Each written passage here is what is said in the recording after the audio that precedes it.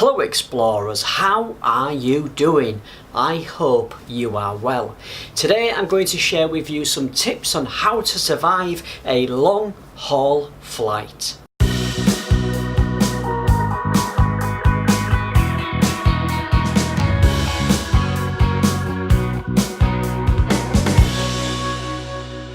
Most of us cannot afford to fly first class or business class, myself included, so the next best thing is to upgrade your seat to a premium economy. You're going to get more legroom and more shuffle space in your seat. If you are unable to upgrade to a premium economy seat, don't despair. The best thing to do is to go to the check-in desk, smile, be polite, and ask them for a free upgrade. Hopefully they will have some spare seats for you, and you just never know. If you don't ask, you don't get. It's really important that you are comfortable when you're on that long haul flight. You could be sat in your seat for 11, 12 or even 13 hours.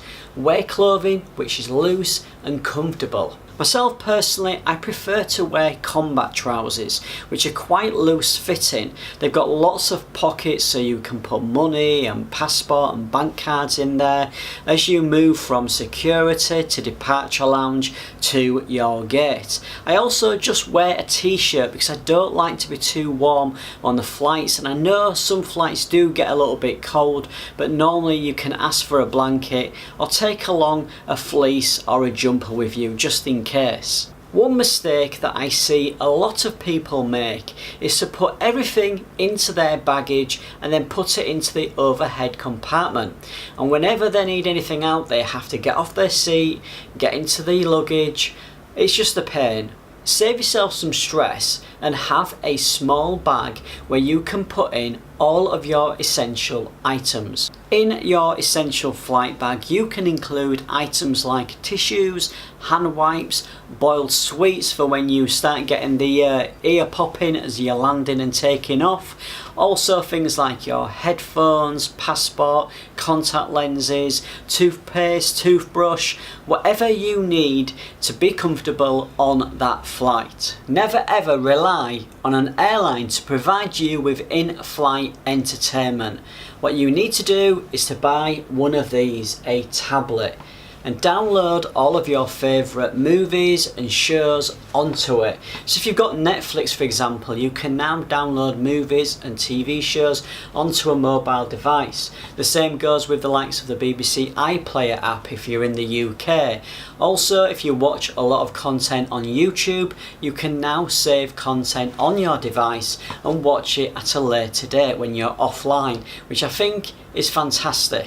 If you are sat in the middle seat or the window seat, do not be afraid of asking the person sat in the aisle seat to politely move away so that you can go for a walk and stretch your legs. Exercise on a flight, especially a long haul flight, is really important.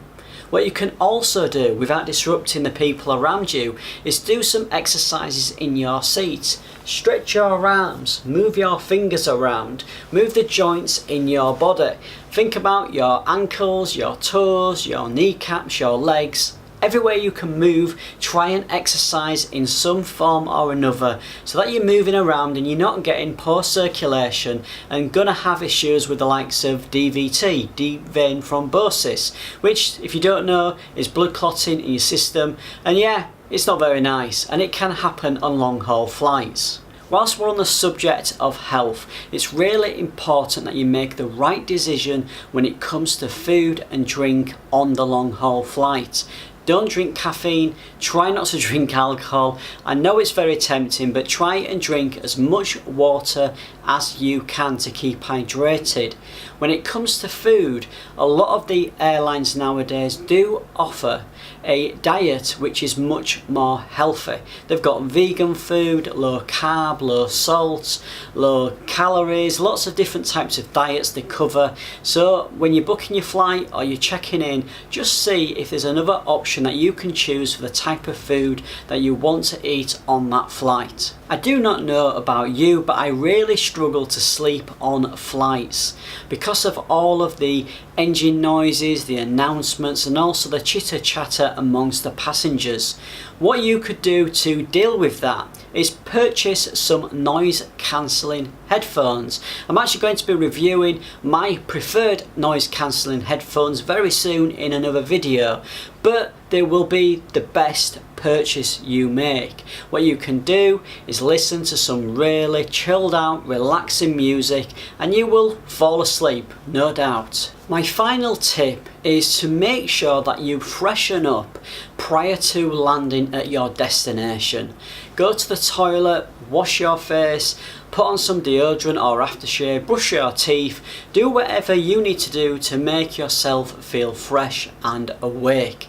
Because when you get to the airport, you'll have to go through security, claim your baggage, and then go into a taxi or train or whatever method of transport you're going to use to get to your accommodation. Those explorers are my essential tips to surviving a long haul flight. If you've enjoyed the video, please do give it a big thumbs up for me, and also if you've got any tips or questions, leave them below and I will respond as I always do. If you are new to the channel, please click on that subscribe button, and I shall see you very soon with a new video from Bangkok in Thailand.